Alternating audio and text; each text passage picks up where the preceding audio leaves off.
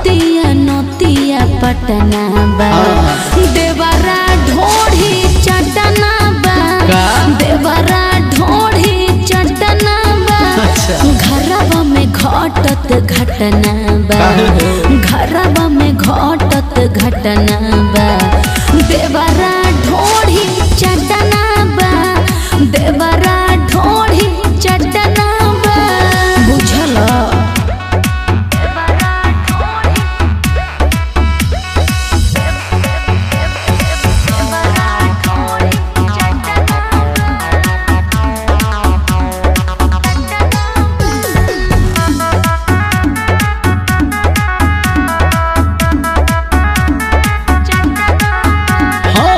कर जनी न खरा हमरो बाबा खरा रहल कुमार तबे खैनी छोड़ के तू गइलू तार वाला भइलू भरत हमरा बेचैनी सच कहू कर जनी न खरा हमरो बाबा खरा रहल कुमार तबे खैनी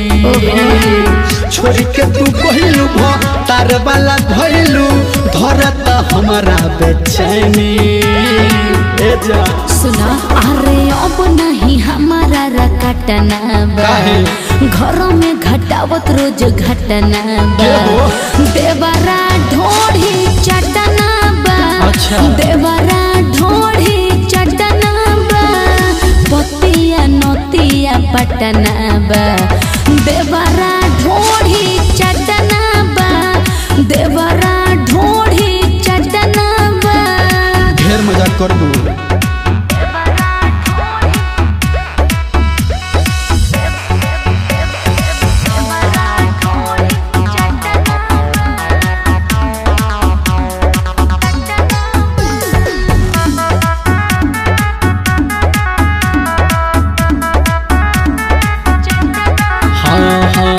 राजू बिहारी से तोर ले लू यारी